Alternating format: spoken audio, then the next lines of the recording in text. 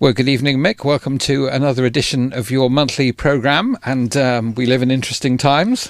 We certainly do. There's certainly a lot happening at the moment. Well, there is, and no one knows what it is, as usual, certainly in terms of Brexit. Well, I think everybody knows what it is, but what everybody knows is different to what everybody else thinks they know, so I think that's probably where the confusion emerges. OK, so let's go to something we do know, and that's that the Welsh Parliament, or Senedd Cymru, whichever you want to call it, because it's got a new double name, a bilingual name, has decided that votes at 16 are a good thing. Absolutely, and I think this is something that we've been talking about for years, but it does mean that the next Assembly elections in 2021, 16-year-olds at that time will be able to vote.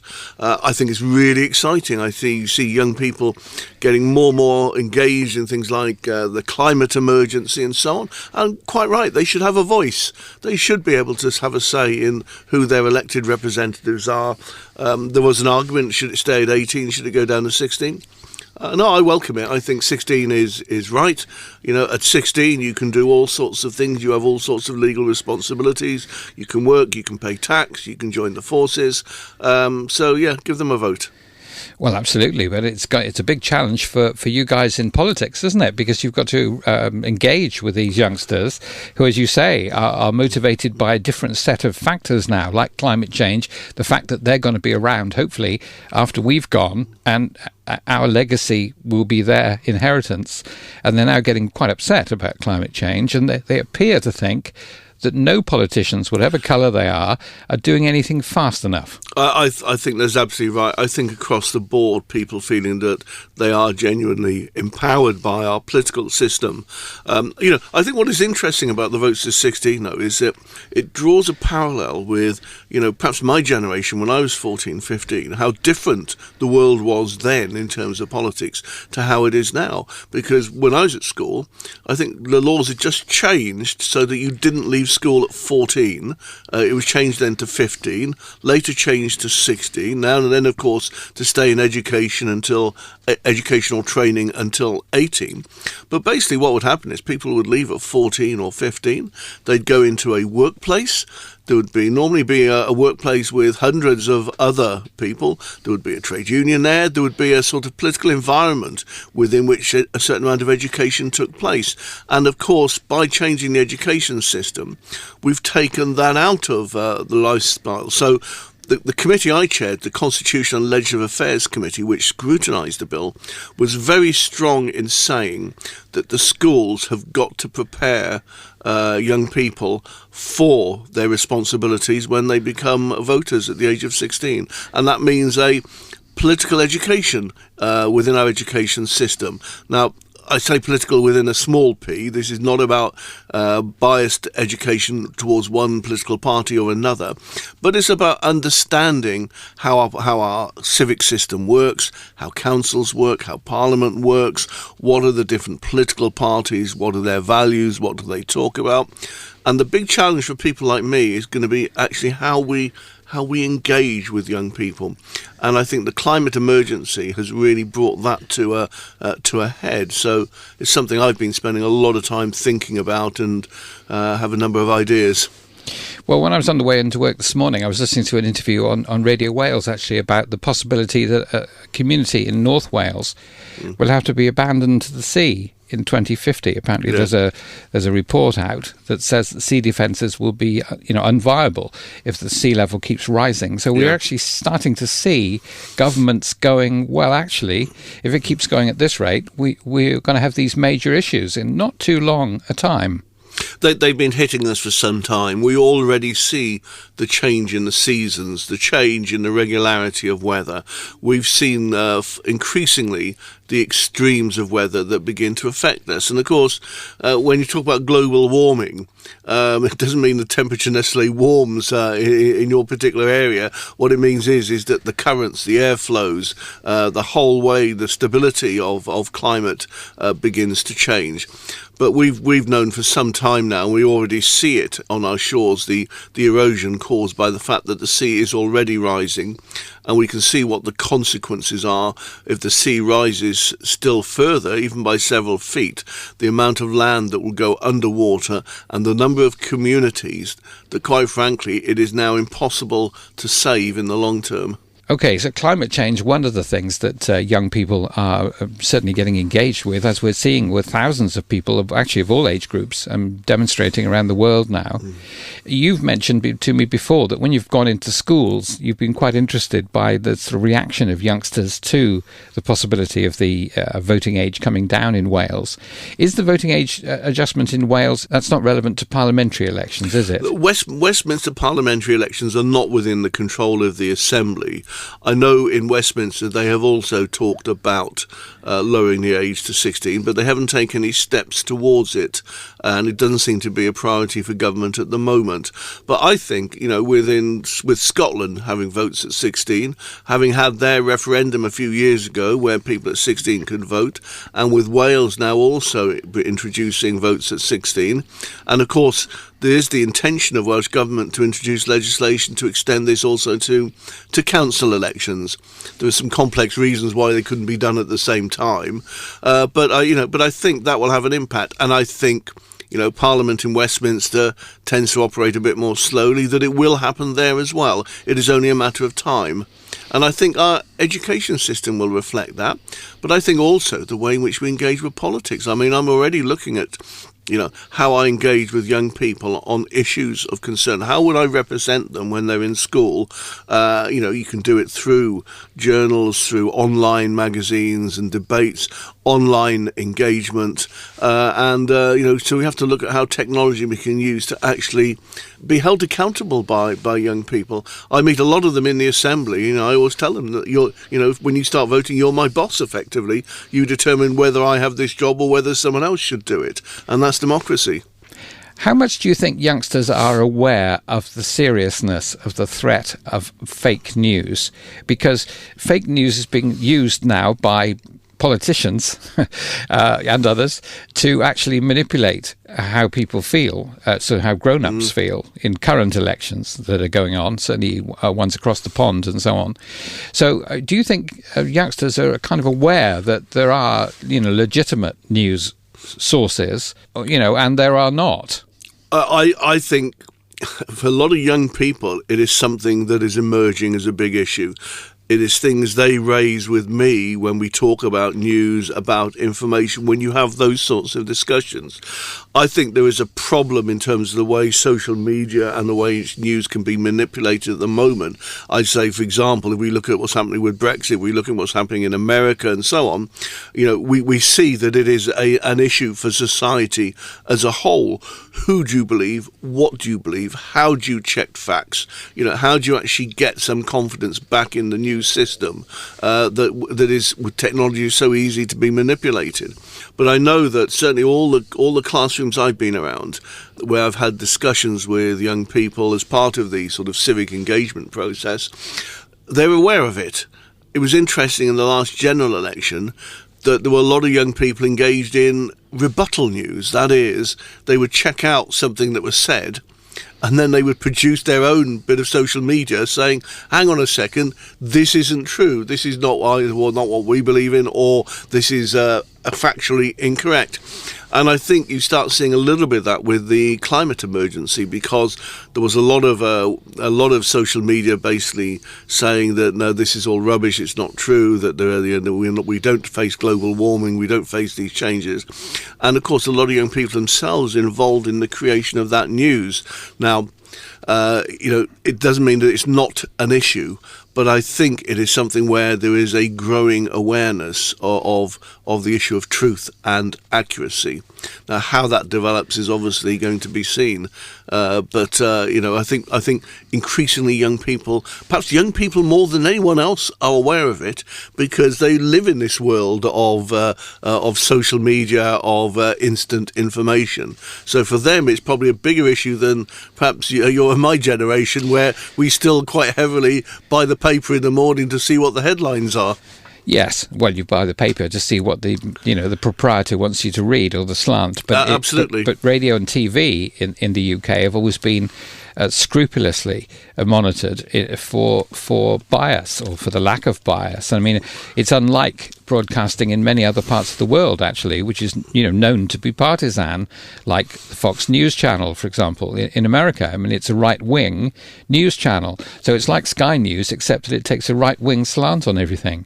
Oh, and there have been some really noticeable examples. I mean, for example, an attack that was made on Denmark over the social welfare system Denmark had, and of course the Danish government retaliated with social media, and item by item dissected what was being said by Fox News as a criticism of their system of free healthcare. I think increasingly that is what we will see, that there will be, fact check. We see on social media quite regularly things that have been said and then they are checked out. So it may be that, what we won't be able to get away from is people using and manipulating news, but what there will be also will be listening increasingly to, well, we've heard this. What does the fact check say? What does what the people who are checking the truth about these say? That how that works is I think is still in its very infancy, at the moment. But when you've got a president who is doubting the journalistic, I was going to say lack of bias of something like the BBC, and throwing into great conjecture the credibility of CNN, which, as far as I know, is always set out to be a neutral kind of news reporting organisation, rather than the partisan one, then it is disturbing because their followers actually believe this. At least to a point. I think it is very disturbing when you have perhaps the leader of the world's largest economy and prime ministers around who will say things that quite clearly are not true. But have no regard for them. There was a time, in parliamentary ethics that, if you misled Parliament, that was a resignation matter. It was so serious that you had to always tell the truth to Parliament. I think, unfortunately, we've moved to a system now where it doesn't really matter if you tell the truth or not to Parliament. Remind me of the Yes Minister thing, which was a joke all those years ago, when the Prime Minister says, "I don't want to know the truth. I want to know something I can tell Parliament." And unfortunately, that has almost become to be the norm. Perhaps it's come true, and of course, maybe it was going on there then as well, which is how sure everyone thought that was such a perceptive programme. Look, there has always been a certain amount of economy with the truth, and of course, the question is, what is the truth? As Nyman Bevan, the great Welsh politician, you tell me my truth and I'll tell you, you tell me your truth, I'll tell you mine. So we've got to accept that there are what someone regards as a fact may not necessarily be by someone else. But, we have a system where I suppose it is far easier to broadcast out to millions of people information that is just incorrect, and to back it up by visual aids and film that is also capable of being manipulated in a way which didn't exist before. And that is the real, I think, media challenge. But we're okay in the UK because we've got High Court judges, so the truth really is defined by them now, it seems. Well, the High Court judges don't define the truth, they define the law, and I think it's unfortunate that things like the Supreme Court have been so misinterpreted, because, I think it is one of the saving graces of our system that we actually have a Supreme Court that is able to step in and resolve conflicts that politicians can't. I don't think it's something they relish doing, but within our system it is probably inevitable. It is the only course sometimes. Yes, and I suppose it's more inevitable that you look to their interpretation because the laws are not necessarily, well, they're based on a not all written down constitution. Well, that's the problem. We have a constitution that's really operation by convention, by tradition, and of course when that breaks down, when you have government leaders who are prepared to break those traditions, then there are consequences. And if there are gaps in our constitution, we certainly have to fill those gaps. In actual fact, I'll perhaps take the opportunity is that, of course, I'm chairing a committee that is actually conducting an inquiry into the sort of reforms that need to take place between Wales, Scotland, Northern Ireland and England in order to basically have a workable constitution for the future. It's not something that people jump up out of bed in the morning and say, what's the state of play with the Constitution? But these things are incredibly important in the way in which our society operates. Well, we're teetering right on the edge of getting into Brexit here. So let's come back from the edge and go back to local stuff. And the slightly inconvenient question of toilets on trains, on Valleys lines, because this is running and running now, this story. And it's not just as simple as it might have looked like, well, we'll put toilets in them then, because it appears more complicated. It certainly is. I've raised questions, as other Assembly members have, about the Metro, about the provision of toilets and how that is going to be accommodated. Originally, it did appear as though the new trains were not going to have toilets because of cost or because of space. As I understand it, that isn't the key factor.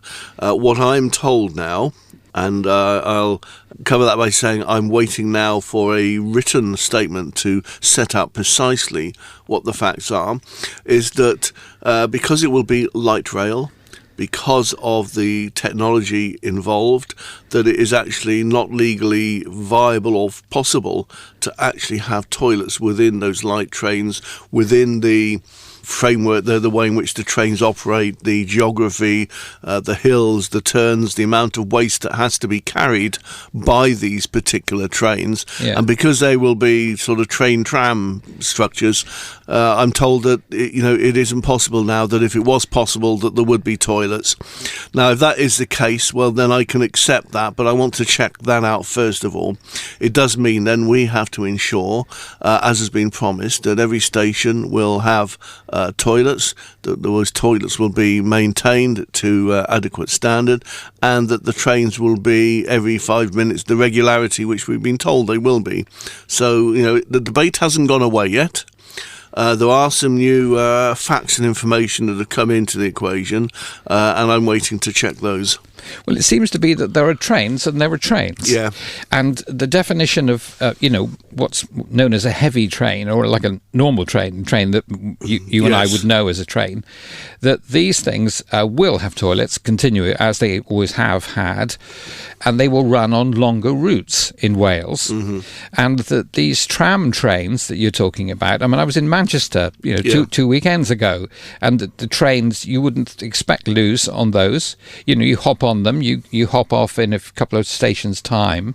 They run around the inner city. They go out to the suburbs to a point, but it's not. The suburbs aren't as far away, or don't seem as far away as Treherbert or Merthyr Tydfil. And the issue appears to be the choice of train to do those longer journeys. And someone's obviously decided that because they're going to up the frequency, they're going to have a lot more trains running up and down, that they will use these tram-style trains. But that appears to be the crux of the decision, that you have longer journeys and a train or a tram-style train designed for urban work in a city. Yeah, I mean, it will certainly be light rail, and again, what the precise difference between heavy rail, light rail and train tram, I've never completely understood. So that's why I'm waiting for this sort of technical breakdown from Transport for Wales and from the relevant government minister. I'm told, for example, that in terms of the trains being able to complete a circular route, so where there are no rail lines, it will be possible to link up from one rail to another and therefore provide a more comprehensive service. And there may be the possibility then of, with the opening of potentially new lines, parts of old lines where there is now no longer a possible rail line, so there may be road travel for parts. So it's basically about the flexibility of transport to provide an integrated transport system. Now, on the one hand, I very much welcome the fact that there's enormous investment and thought going into developing a metro system, and that is the crux to it, about it being a metro system. But I will want some more assurances still on the toilet issue. Firstly, that if it's generally the case that they cannot be provided with the light rail option, then okay, but I want certain assurances in respect of the stations and the availability of public toilets on those, and maybe public toilets slightly more further afield as well. given the amount of work going into this and huge investment, it's a shame that something as fundamental as this has come up. But whenever it's mentioned, and now the BBC have got hold of it, so they're doing interviews in the street with people and so on. And these are not elderly people who you expect to have issues with, worried about how far it is to the nearest toilet, because, it comes with age, sadly, to most older people. But actually, the people who've turned up on the TV have largely been younger people. I mean, my own daughter, who's very healthy and in her mid-30s, has said, well, I'm not getting on a train if there's no loo. I just wouldn't feel comfortable to do that. And the concept is just out there, and it's going to be very hard to alter that one. I mean, is it too late for them to review what type of train they run on the Valleys lines? My understanding it is because, hundreds of millions of pounds of orders have been placed for trains. The trains are being built. The rolling stock is coming. To stop that now, I suspect, is nigh impossible. But I think there was a lot of thought that went into the options between heavy and light rail. That's something I'm going to look at more, and to look at what other options there may be. But, I think until I get the technical breakdown as to the reasoning, I want to sort of hold my judgment for a bit.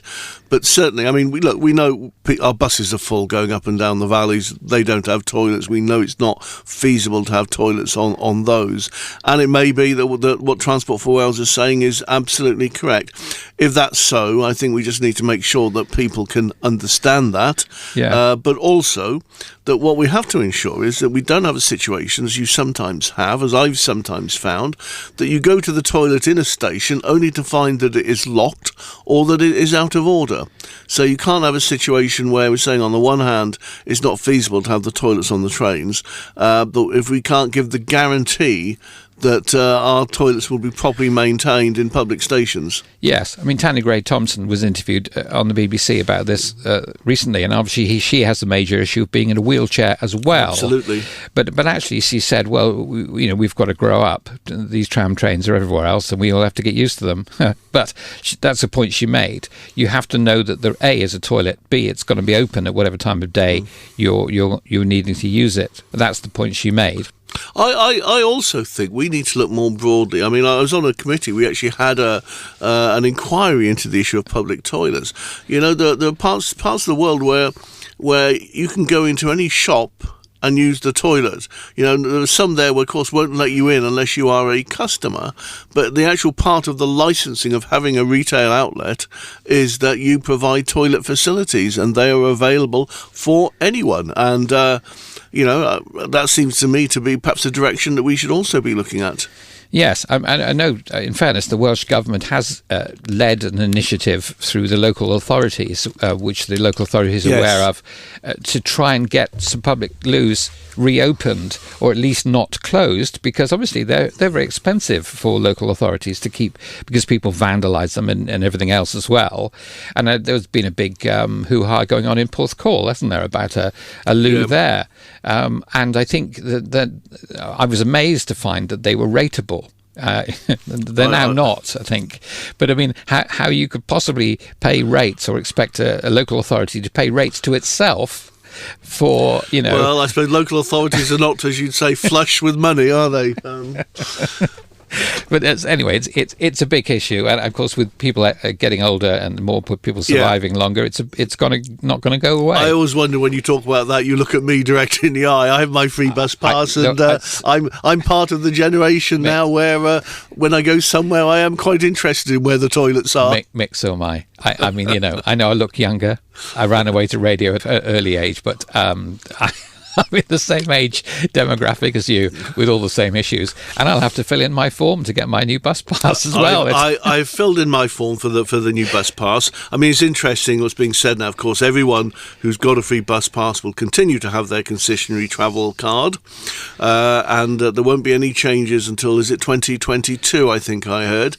But I went online because there was a problem that the system crashed, didn't it, early on? But I went online. It took me, I think, 3 or 4 minutes to complete. Very, very simple renewal of it, and waiting my new card now. And actually, the county council have taken an initiative on this, which is good to see. And that on Tuesdays, all of the county's libraries are providing advice and helping people. So people who don't feel confident to go online or can't go online, because you don't have the equipment to do that, can actually rock up to their nearest library now on a Tuesday, and they will help them fill it in. And the big issue is the old passes don't run out till the 31st of December. So there is plenty of time. Don't panic, Captain Mannering. Yeah, no, that's right. I mean, I think it is simple. I think it's great. I think what Rhondda Cynnon Tough Council are doing, I think is great. You know, they've opened up some of the public facilities. There'll be people there to help those who either have difficulty with technology or don't have it. And I've done mine. I did mine on my iPad. So it's how I'm coming to terms with the new technological world. So if I can do it, hopefully most people can. My spies tell me that GTFM's Facebook page has clocked up about 250,000 hits recently, which is like amazing, because there's more people than there are in RCT actually. So you think, well, whoa. But actually, one of the most popular subjects on there has been speed cameras on a section of the A470. Now, people seemed generally unaware. We did carry it on the news here, and I know the BBC did at the time.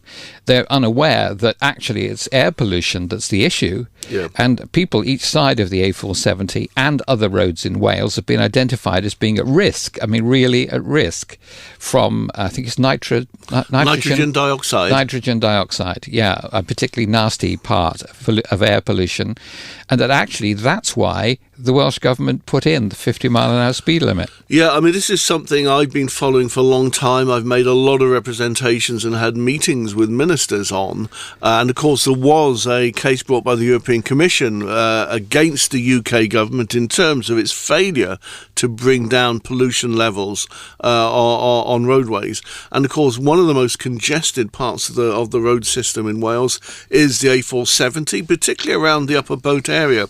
Now, there is an inquiry underway to look at long-term solutions to pollution. I mean, I think the solution is you just got to get the cars off the road and get more people onto public transport. Or just have electric cars. And electric cars, of course. That is the longer-term solution. But in the meantime, of course, one of the intermediate measures taken was that by reducing the speed of traffic, the actual amount of nitrogen dioxide is significantly reduced. Now, the first review of this by Welsh Government has shown that it has started to have some success, but not as much success as it could have, because the cars aren't slowing down as they should in accordance with the signage. Now, I have raised with the ministers, of course, the fact that some of the signage is actually confusing. It's not clear where it begins, where it starts, and of course there is an issue of enforcement, that you now have speed cameras there, but it appears that there has not been a great deal of enforcement, so the nitrogen dioxide levels are higher than they should be. Because the measures to reduce the speed of traffic are not working, and that's partly due to enforcement. So I've just received some further information from the government minister on this. I'm going to be taking this up further with regard to ensuring that there is enforcement, but also that there is also clarity in the signage, because I've had a lot of people have contacted my office as Assembly member to complain about the signage, not objecting to it, but just being unclear as to where it starts, and also the fact that many people are breaching it. Most people who are told actually it's an air pollution issue, and there are schools and there are people, houses near the road which are affected. As I understand it, the way the air currents work, not everywhere that's next to a road is affected as badly. It's particular places where the hills are a certain distance away from the road, and all sorts of other issues that are hugely scientific. You end up with pockets where it accumulates, and you also, particularly in areas also where the traffic doesn't flow as well as it should do, and that's my understanding of it. But the reality of it is that there are intermediate measures in place, but they are beginning beginning to work but not working as well as they should. So I suppose my job is to press government to take steps to ensure that there is enforcement of those measures and that they are properly understood by people. Well, of course, the cameras, which are green, which is a bit of a clue, however, on yellow poles and a long way up in the air, they've only recently been installed, and there is now a sign actually coming up south of the Upper Boat Junction that says you're moving into a average speed camera area, and that's a really new sign that's only gone up in the last week or two. So, I mean, they are warning people, and I think the view that they're taking is, well, we are monitoring the traffic at the moment, but we're not enforcing it. But they will enforce it. I mean, there will be a point where that the cameras are already switched on and they're already watching the traffic. So, you know, if you go past 200 miles an hour, they will actually grab you. But at the moment, they're not prosecuting people right this second, but they will soon. I mean, it's the message, isn't it?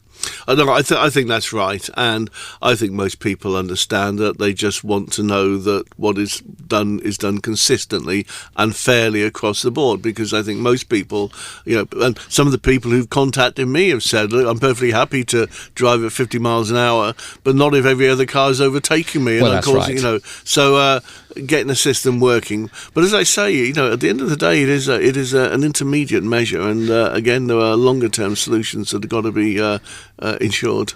Yes, and as we move towards less polluting vehicles, at least if we can't get people out of their cars, which I think is going to be harder than you do, then at least if they're electric cars, then there are other issues, of course, caused by electric cars, like nowhere to plug them in. Well, that's the other issue that's emerging, isn't it? It's having a system of charging points, and of course that is being very very closely looked at the moment, because we have to do that. I think in 10 years' time, at least 50% of the cars on that stretch of roadway will be electric, and it will be significant. But of course, what it doesn't solve is the fact, as you say, too many cars are still too many cars, whether they're diesel, petrol or electric. And the issue of public transport and the challenge for public transport still remains, that we don't want people sat in cars for hours on end on motorways, etc., when in fact there can be a perfectly efficient and healthy public transport system. Or we get on our bikes, or we walk, as we used to when I was a child. Let's move on to community projects is something you put on your note as a thing to ask you about today. So is that an assembly thing, or is that a local thing? Well, this is something I'm sort of really quite excited about. It's only a little thing, but out of small acorns mighty oaks do grow, as the saying goes. And that is in Pontypridd, in the bridge. The bridge leading up to the Graig. Yeah. Well, the one you go under. The one you go under as you sort of come into the middle of Pontypridd, and you can then turn left up to the Graig and over through to Bather. We've had for years now, people have complained that the bridge looks dark underneath, the walls are dingy, mouldy, etc., and it just really sends an unpleasant message out about moving into the Graig community. So myself, Owen Smith MP, Jane Brencher, the local councillor, we've been meeting with Network Rail originally, and then Transport for Wales now, to try and brighten it up. And we now have these beautiful murals being painted on the walls on either side, and they're in the old Great Western Railway colours. On the one side, as you come from the Graig into Pontypridd, the enormous, beautiful red and green lettering Pontypridd with a picture of the bridge. And as you turn into the Graig from Pontypridd, these beautiful mural painted lettering saying Graig, with pictures of the styles of housing and so on as you go. And, with new lighting above as well. I just think small projects like that can sometimes do a lot to cheer up and give confidence into a community. So it's only the first of hopefully a number of different things that are being done. But I think it's one of those things you sort of, after a number of years of bashing your head against a brick wall, literally, I think there's something that I think is really, really quite exciting and a way of brightening up our communities a bit. Well, yes. I mean, if you look around the Pontypridd area now, literally around the town area, the difference is astonishing, actually. If you, I first get involved with this radio station. Please look after it until we sort it out, Terry.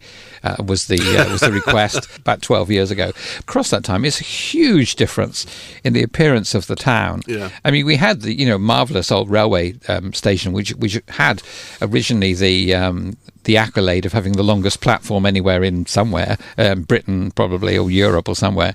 The Pontypridd platform is, about 84 modern trains long, all end to end, which is great. But I mean, that's had a major facelift from Network Rail now in Transport for Wales. Itself has had millions spent on it. You're right. I mean, when the station had the uplift, I've still got this sort of bugbear of mine, which is about the growing buddleia, on the size of the rails as you go along, and I'm not quite sure why that can't be tackled. I keep raising it.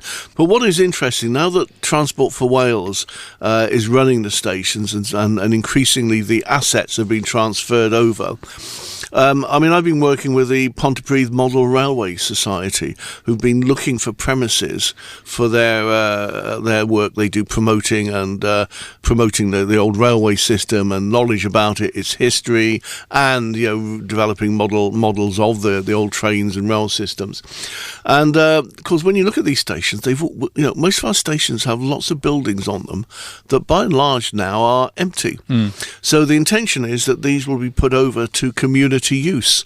So I visited a station and looked at 3 large rooms, one on the station itself, 2 below the station, where Transport for Wales is going to hand these over to community groups for community activities. And I think, well, doesn't that make perfect sense?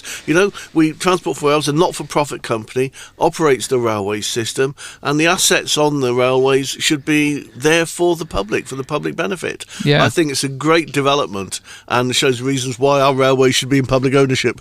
There we are, just a little plug there along the way.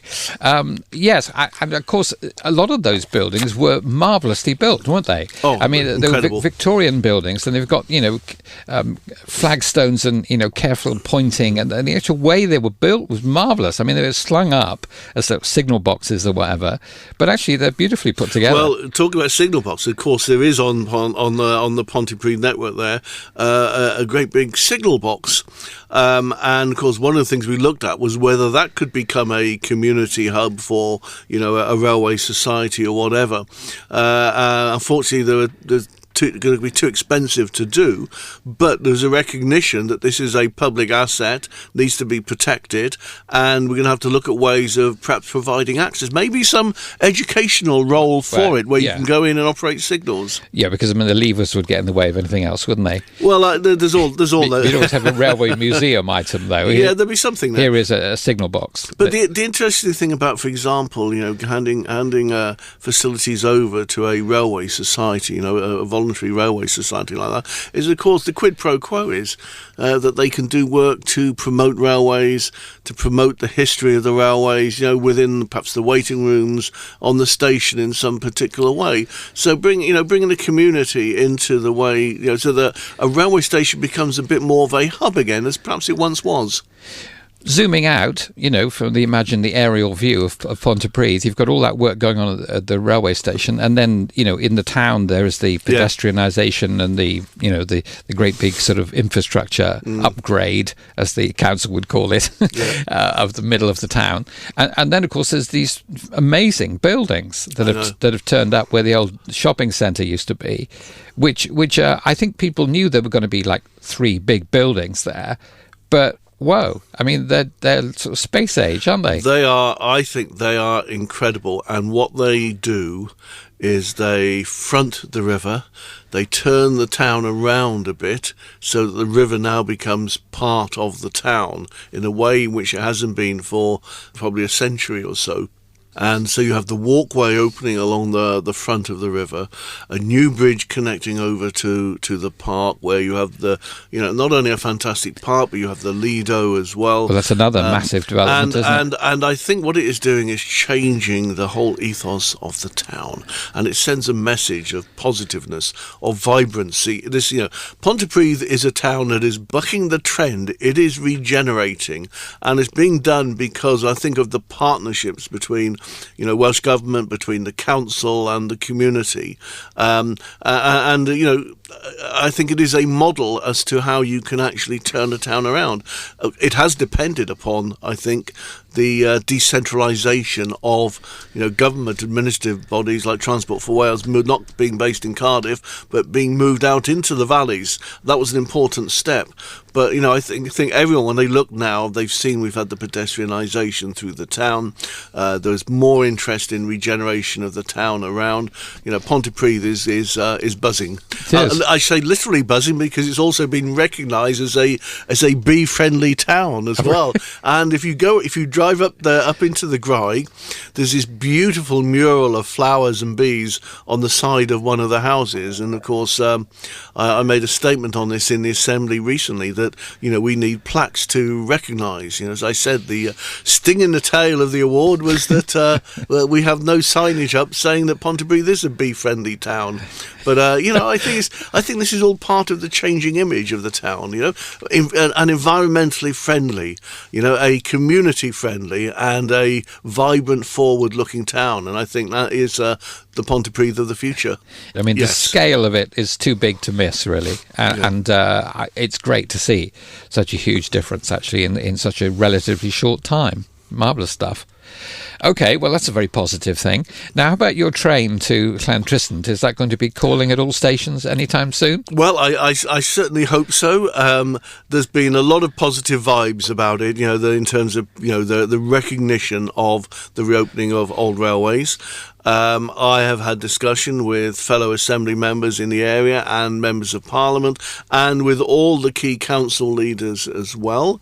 There is a business plan which hopefully is going to be concluding sometime in this month, in October, and when we have a chance to review that, we will be able to assess the feasibility and the likely cost of reopening that railway line from Cardiff through to hopefully with a spur to Bather, Llantrisant, and then on to Pontyclean. Now, it's not there to solve the broader issues that is in terms of transport Pontyclean on the main line down to Cardiff, but it is in an area where there is a lot of housing redevelopment taking place. The only way I can see of providing people with a public transport option, and that is the fact that 85% of the old railway line is there. And for me, the exciting thing about it is that, look, I think it's going to happen. I've been working on this for 7 or 8 years now, so it's getting to that crunch time now, so I'm getting a bit nervous. But if it does happen, it is also an example to show how we can open up some more of the old railway lines and provide light rail solutions, this train tram model, into other communities, and that is the exciting point about it, I think. But going down into town, it would join on to the city line, as it's called. Yes, that goes down through Danes Court. That's right. Yes. Yeah. That's certainly. I mean, these are the things that are going to be looked at as per the viability. So there may be a number of alternatives there, but you see already sort of proposed housing developments, and right through the middle of some of these are the old railway lines. Now, I think you can have the railway line as well as cycle tracks. So it's not just the case that people have to get onto public transport. Yes. There are places that are reasonably close that if there was a bespoke, safe cycling route, a lot of people, I think, would choose the healthy option of cycling as well. The point is, and I made this point in the Assembly just a couple of weeks ago, we have to ensure that we map all these routes and that we protect these routes so they don't develop. We lost a lot of routes after beaching in the 60s. And surprisingly, we didn't learn the lessons from that, and then we lost a lot of routes after the pit closures in the late 80s and early 90s. Now, we still have a lot of railway routes. We've got to protect that infrastructure we've got so that we can use it potentially for future generations. Well, councils are using some of those routes for walking and cycle tracks, aren't yes. they? Where that's happening, of course, that may be sort of slightly inconvenient now in the sense if you want to put a railway down there as well. But if you have one of these light rail things, they're not as onerous as the big heavy trains we talked about earlier. So you could co-locate them with a cycle track. I mean, I've raised issues. I mean, there's a new cycle track, walk track along a part of an old railway line through Cross Inn, Now, I've checked to make sure that also that there isn't anything that impacts on the viability of a rail line or a tram line, and by and large there isn't, because light rail, I suppose, is a point we had a bit earlier, does offer greater flexibility in what you can and can't do, and I suspect that may be one of the options as to why it's been chosen. But, I think we've still got quite a long way to go. This business plan hopefully will be out soon, and we'll then be able to evaluate it. But my view is that hopefully it'll be positive, and we move on to the next stage, and that is committing the capital to the reopening of a railway line in that area. As you say, in this area, we've got a lot of old colliery lines, as well as, old passenger lines, the beaching chopped. Yes. So there's actually a plethora of lines all over the place. And another one you mentioned earlier, the possibility of a kind of circle line on the valleys. Well, I think the notion is that the Caerphilly Valley line would be joined up with ours, with Abercynon being the junction, because there's an old goods line, or there used to be, running along the route of the road that goes east to west. Absolutely. Through Ystrad Mynach and along there, and past the Caerphilly county offices and all of that. There is apparently a train, or there was, along there, so course of the line is there to actually connect those two lines. And I think that has been one of the explanations given for me in respect of the light rail option, and that is with the train tram you can actually connect the two together. So, but I just think with technology now, and with the issues we have with public transport, that it is a no-brainer that we start reopening these railway lines. But a key thing, as I say, is mapping them so we know where they are, and secondly, that they are protected and not built on or encroached upon. Because even if we're not reopening a railway line this decade, we might in 1 or 2 decades to come. Yeah. So it's protecting the future as well. Yeah, you don't want the houses actually on it. No, unfortunately not. And of course, the other thing there's been a lot of, we've been mentioning it a lot over the last couple of years, particularly, is the prospect of reopening the Rhondda Tunnel, which goes over to the Avon Valley, and of course there's a lot of sense in that, because in the Avon Valley they've made a big thing of cycle tracks and mountain bike courses and so on. So for cyclists, being able to go through the Bulch Mountain instead of riding over the top of it, I mean, imagine that. It's hard enough in the car, but I wouldn't fancy that on the bike. But that tunnel is just perfectly placed as a cycle route. And now, more recently, we've started hearing of the Abernant Tunnel, which goes from Merthyr through to Aberdare, is another one that's in pretty good condition. I think they're technically still owned by the UK government's Highways Department, but they need to be transferred over to the Welsh Government or to RCT Council or somebody. I think the key thing is that when if the Welsh Government is to take over, or if there is be some mechanism of taking over a tunnel, the cost of reopening it and also integrating it into a local plan, that is for tourism, for healthy activities and so on, and also in terms of safety and so on. Rhondda Tunnel is an exciting one, because there is a community project where communities got together and said, we want this reopened, these are all the advantages of it, we can use it that way, we got more people mountain biking, cycling and so on, and we had a debate on this in the Assembly only the other week when I participated, where I actually raised the issue about the railway lines. But the point about it is, we, from our industrial history, we have an enormous legacy of things that perhaps weren't regarded as assets a decade or two ago, but we now actually see as community assets, something that actually give a bit of vibrancy in life, recognising our industrial history, but converting it so that it becomes a community asset. And I think that is exciting. So Rhondda Tunnel is, I think, the first of many, and I think it is Rhondda Tunnel is sort of leading the way in that. But we have plenty of others of these around. I was when I was at Dewi Sant, looking at Dewi Sant Hospital, of course, the closed tunnel there that goes past the hospital from the old maritime colliery. We've got a lot of these around, and we've got to preserve them. And if we look around the Taff Vale area, you see the work that's going on restoring and reopening part of the old Glamorgan Lock. That is tremendous. People ought to go and see it. It's on the end of Trachlon. It's a fantastic amount of work going there, seeing what was behind the old Brown Lennox site where Sainsbury's is now, and of course many others around. The Hetty pit, the oldest winding engine operating that still remains. The Llantrisant Guildhall has just been reopened at £1.25 million. These fantastic heritage sites that we've got, and I think linking them all up together and get people aware of them and valuing them and taking ownership of them. I think a lot of exciting things happening around that. Well, we've spent most of the programme talking about useful local things, which is, what we're meant to do, isn't it? really, and some, interesting departures at the Senedd, which is now Senedd Cymru and the Welsh Parliament. It's now a bilingual name, so we have to get used to calling it those things. There are some quite technical reasons that make it difficult not to have its official title as something like Senedd Cymru or Welsh Parliament, and that is because the way, as a legislature now, with the Assembly passing lots of legislation, you have to draft the legislation in Welsh and in English. You often have to make reference to English law or to the laws, amendments to Westminster law and so on. And of course, Westminster is the Senedd as well. So in legislative drafting, you have to actually have some distinctions there. So there were some issues around that. I think I think it'll settle down that effectively people will refer to it increasingly, as they do now, as the Senedd. I often, when I write letters to outside Wales and so on, I refer to it as the Senedd, the Welsh Parliament.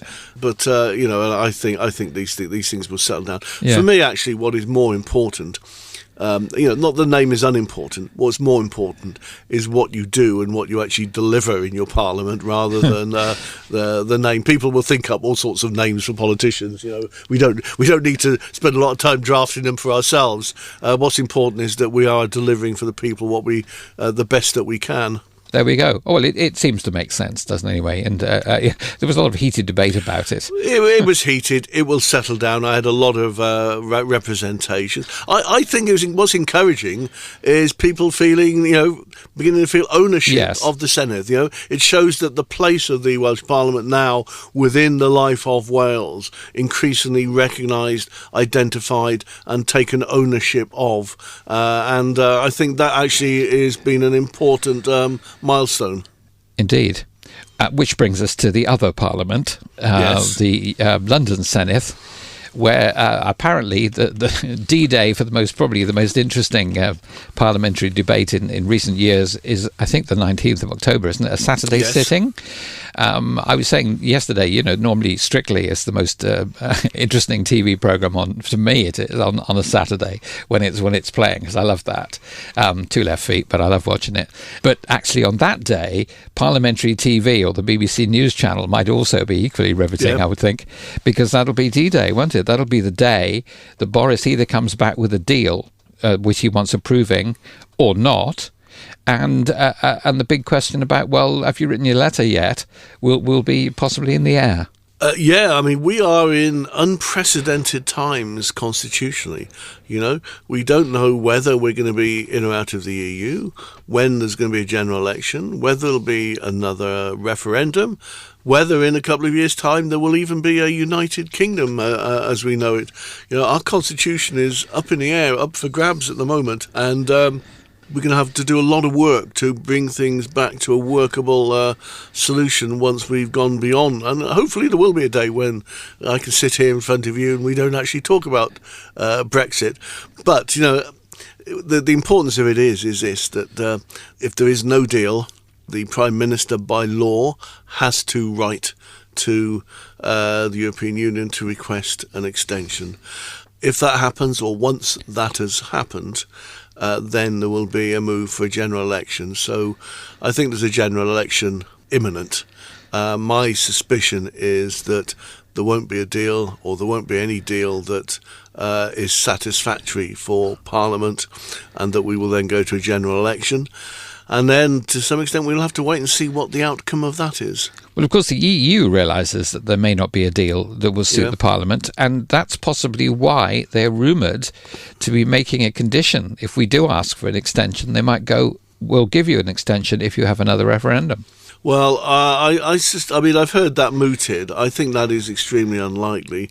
One, because if that were the case, then the Prime Minister could quite happily turn around and say, oh, well, then we're not going to have a referendum, so you haven't given us an extension and we're out anyway. So I think it would be a self-defeating act on behalf of the European Union if that were to be the case. So I think what is going to happen is that the Prime Minister will have to follow the law of the land.